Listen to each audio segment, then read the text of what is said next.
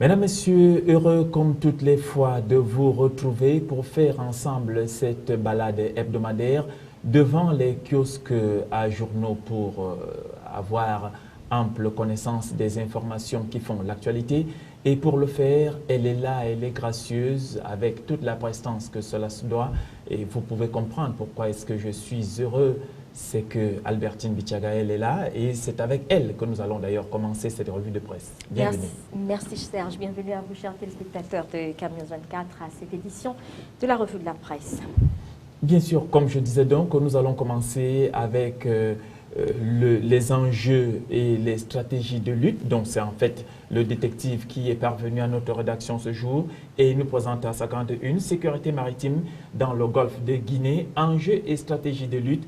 Le sommet des chefs d'État et de gouvernement s'ouvre ce jour à Yaoundé. Objectif, trouver une position commune et une approche sécuritaire concertée. Et comme vous pouvez donc le constater avec à la une du journal Le Détective, certains présidents sont affichés ici. On peut reconnaître entre autres le président Goodluck Jonathan qui est déjà à Yaoundé et le président Ali Bongo qui arrive aujourd'hui, Yahi Boni qui est déjà là et plein d'autres présidents ainsi que Idriss Déby Itno. Voilà en quelque sorte les présidents qui seront là ce jour. Albertine Bichaga, nous continuons avec vous, certainement avec le journal Mutation, ou alors le Messager. Voilà, avec le Messager, on est sur la même information, Serge Ténika. On parle également de ce sommet CEAC, CEDEAO, et puis Golfe de Guinée. Paul Biya ne veut pas de Michel Djotodia Yaoundé. C'est donc une information que révèle aujourd'hui le Messager. Le Cameroun n'a pas invité l'homme fort de la République centrafricaine, absente déjà aux travaux qui souffrent ce jour, c'est-à-dire donc en page 5.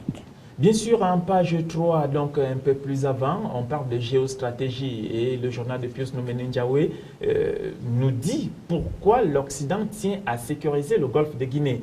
L'éclairage du prof Michel Kounou, enseignant-chercheur, attaché à la faculté des sciences juridiques et politiques de l'université de Soa à Yaoundé.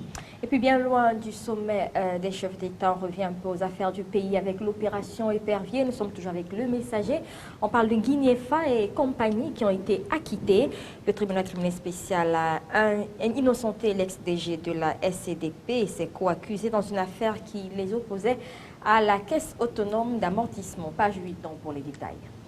Et en société également, on peut parler de cette action dans les hauts plateaux avec Bernard Fongang qui prime l'excellence scolaire. Il faut dire que c'est une initiative visant à former une élite aguerrie face aux défis de l'émergence en 2035. Décidément, Albertine, voilà, cette émergence-là. Et puis on parle de la bonne nouvelle pour les artistes du pays avec le Messager. Droit d'auteur, les artistes passent à la caisse de la SOCAM. On apprend également que c'est 40 millions de francs CFA qui sont repartis pour 840 membres. Ça fait quand même un peu de pactole. Bien sûr, il faut le dire, Albertine Bichaga, c'est tout juste quelques jours après la célébration de la Journée internationale de la musique. Donc, qu'il passe à la caisse maintenant, ça fait bien sourire. Alors, passons à un autre journal. Celui-là, c'est le journal de Xavier Messé qui nous parle aussi de la grosse information avec Yaoundé qui est la capitale de l'Afrique de l'Ouest et de l'Afrique centrale par rapport au sommet sur le golfe de Guinée. Michel Djotodia, persona non grata à Yaoundé, nous affiche le Messager. Le nom du président de la transition en RCA ne figure pas sur la liste des chefs d'État attendus ce jour. Le comité d'organisation indique que l'homme fort de Bangui n'est pas reconnu par la communauté économique des États de l'Afrique centrale. Et on reste dans la sous-région avec cette autre information relayée par le quotidien Messager de ce jour. Les visages de l'inertie en zone CEMAC, on parle d'intégration, revue des écueils à la libre circulation des personnes et des biens, à retrouver donc dans le journal le décryptage du politologue Michel Kounou. C'est à la page 10 du journal.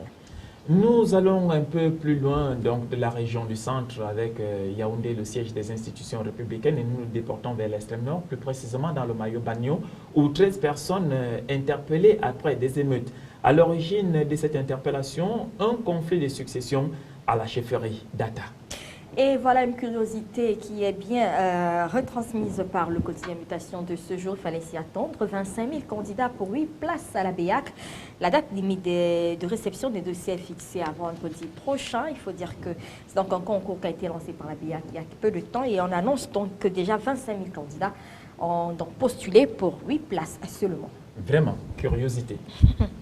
Alors, cette fois, nous allons nous déporter, ou alors, comme nous étions déjà dans la région le Grand Septentrion, nous parlons de l'œil du Sahel, qui nous parle de spécial gâteau national. De quoi s'agit-il? En fait, le journal de Gitaï Gatama nous dit que la quote-part, nous présente la quote-part de chaque département.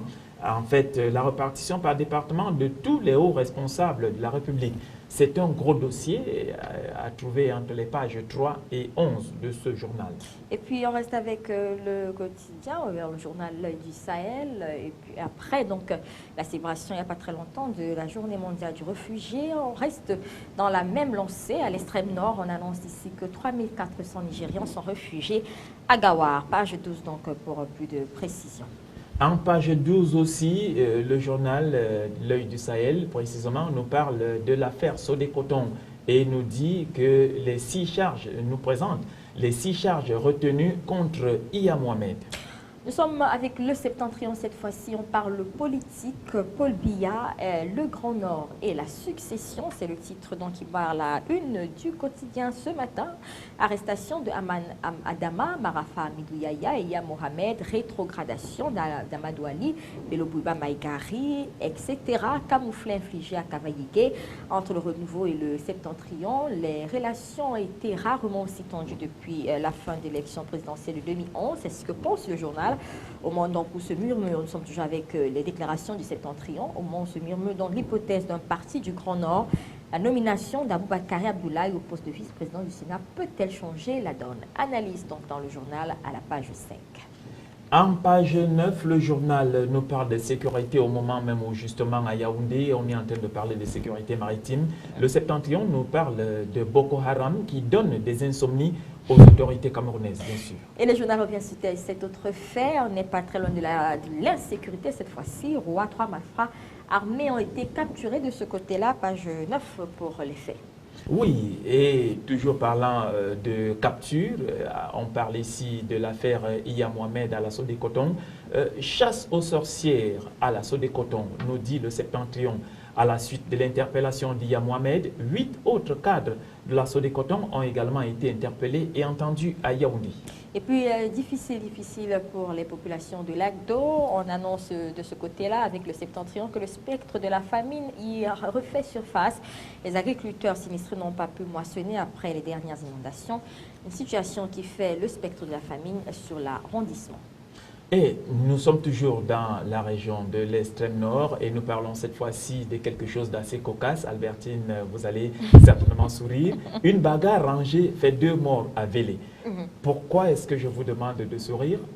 Vous connaissez pourquoi cette bagarre a eu lieu? Non, du tout. Voilà, tout simplement, ils se bagarrent pour une veuve.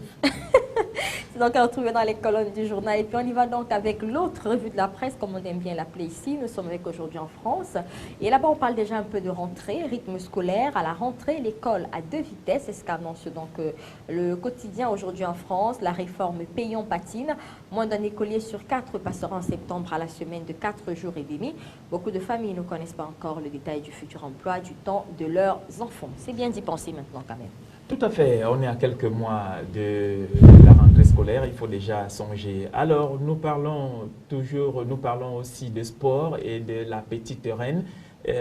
Vent de fraîcheur sur le cyclisme, peut-on voir ici. À 24 ans, Arthur Vichot est devenu hier champion de France. France-Qatar, une entente cordiale sous condition, ça c'est la une de la tribune.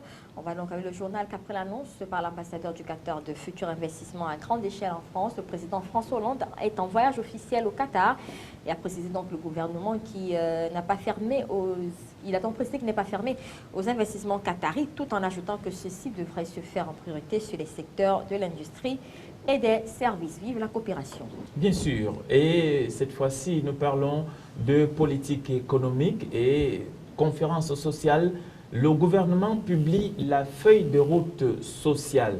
En guise de bilan de la conférence, l'exécutif a publié la feuille de route de sa politique sociale pour une durée d'1 an. Décidément, les feuilles de route. Voilà, toujours avec la tribune aéronautique, 50e salon du Bourget, un très bon cru pour les professionnels. Les professionnels donc, ont annoncé un niveau historique de 115 milliards d'euros de commandes lors du salon du Bourget. Je crois qu'il s'agit un peu voilà, d'avions et de tout ce qui va avec. Voilà. Tout à fait, c'est l'aéronautique, donc il faut rassurer les compagnies aériennes et puis donner beaucoup plus de crédit pour que les voyageurs prennent le ciel sans craindre. Alors nous parlons de fraude fiscale et le journal Le Figaro, non, la Tribune autant pour moi, nous dit bientôt plus de 100 retours d'évadés fiscaux par mois. Selon Bercy, le retour en France des contribuables détenant des comptes à l'étranger s'accélère depuis l'annonce des sanctions pénales. Avec Le Figaro, on parle du Brésil, très en vue ces dernières semaines, malheureusement, puisque ce n'est pas une belle vue, on peut le dire ainsi. Le pouvoir désarmé face à la contestation grandissante, c'est donc la une du quotidien Le Figaro aujourd'hui. Malgré une intervention télévisée de la présidente Dilma Rousseff, les manifestations se poursuivent. 3 Brésiliens sur 4 approuvent le mouvement. Les syndicats appellent à une grève générale ce jeudi. Oui, le Brésil où se déroule à la fois la Coupe des Confédérations avec d'ailleurs le Brésil qui est en demi-finale et la rue qui gronde à cause du mécontentement. Nous parlons d'un autre sujet et le Figaro nous présente ici Yann Eliès qui est le double vainqueur de la solitaire du Figaro. Le skipper a remporté la solitaire du Figaro, donc une compétition organisée par le journal. Éric Bompard-Cachemire, pour la 2e année consécutive, une prouesse jamais réalisée dans l'histoire de la course, dont le millésime 2013 est disputé et s'est achevé donc samedi à 22h05 à Dieppe. Xavier Macaire et Morgane Lagravière occupent les 2e et les 3e places. Alors, Albertine Bichaga, il y a un phénomène assez couru, que ce soit en national ou à l'international. Et le journal Le Figaro se pose ici la question de savoir, ou alors nous dit comment les réseaux sociaux transforment le quotidien des Français. On pourrait se poser la même question, comment les réseaux sociaux transforment le quotidien des Camerounais. Mais il est question ici des Français. Près d'un Français sur 2 est connecté à au moins un réseau social sur Internet. Une étude de Médiamétrie évalue à 32 millions ces internautes présents dans toutes les générations. Le phénomène prend d'autant plus d'ampleur que les réseaux sont désormais utilisés pour trouver du travail, un logement ou des moyens de transport. C'est à retrouver en page 26. Je trouve ça plus pratique, moi, mais ça, c'est mon avis. On y va donc avec Le Monde pour parler de l'ex-président français Nicolas Sarkozy. Et puis, Le Monde, dans sa une, parle d'un désir de revanche. Alors, comprendre de quoi il s'agit. L'ex-président donc s'organise en vue de la présidentielle de 2017.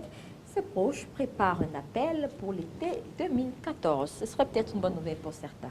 Oui, bien sûr. Il y a le clan Sarkozy qui voudrait qu'il revienne aux affaires, pendant que ceux de Hollande se disent qu'il faudrait lui donner une autre chance. Et parlant de Hollande, justement, il est en visite chez l'émir du Qatar. Paris et Doha veulent dépasser les récentes polémiques. François Hollande visite samedi 22 et dimanche 23 juin le Qatar, choyé par son prédécesseur Nicolas Sarkozy.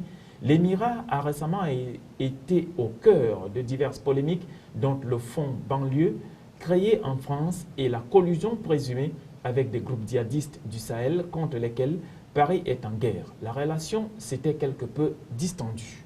À la une de l'équipe, on parle de Federer, c'est presque, comment dire ça, l'apologie de Federer qui est faite par le journal, donc, avec le titre « La décennie fantastique » et cette photo de Federer, 10 ans de moins je crois. Il y a 10 ans donc exactement justement, Roger Federer, 21 ans, entamait sur le gazon londonien la moisson qui allait faire de lui le joueur le plus titré de tous les temps avec 17 victoires en Grand Chelem.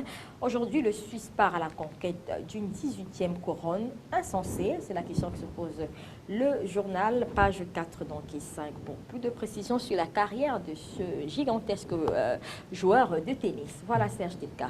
Oui, voilà, c'est un joueur de tous les temps. Il a battu tous les records et il continue de faire beaucoup de malheur sur les cours de tennis. Nous parlons d'un autre journal, cette fois-là c'est Les Échos, parvenu à notre rédaction ce jour et qui nous affiche une Merkel prête à un vaste plan de relance sociale, des cadeaux pour gagner les élections allemandes, la chancelière au summum de sa popularité. En France, la conférence sociale a laissé syndicats et patronats sur leur faim. À 3 mois des élections législatives, la chancelière Angela Merkel ne laisse rien au hasard. Elle doit annoncer aujourd'hui, à l'occasion d'un congrès organisé par sa coalition CDU-CSU, un vaste plan de relance sociale. Celui-ci comprendrait une hausse des allocations familiales, un complément de retraite pour certaines mères de famille, l'introduction d'un salaire minimum de branche ou encore des mesures de plafonnement des loyers. Le coût du programme a été chiffré par le Handelsblatt à 28,5 milliards d'euros. Le parti n'a pas donné d'estimation. Voilà, donc c'est la fin de cette édition de la revue de la presse. Serge Delka, merci de m'avoir accompagné, d'avoir été avec moi. Et merci à vous, chers téléspectateurs, de nous avoir suivis, Serge. Oui, c'est toujours un plaisir que d'être en galante compagnie. Et certains m'envieraient d'être à vos côtés tout au long de cette semaine. Quant à vous, chers téléspectateurs, allez-y devant les kiosques, achetez les journaux. Merci de le faire, vous ferez vivre les journalistes.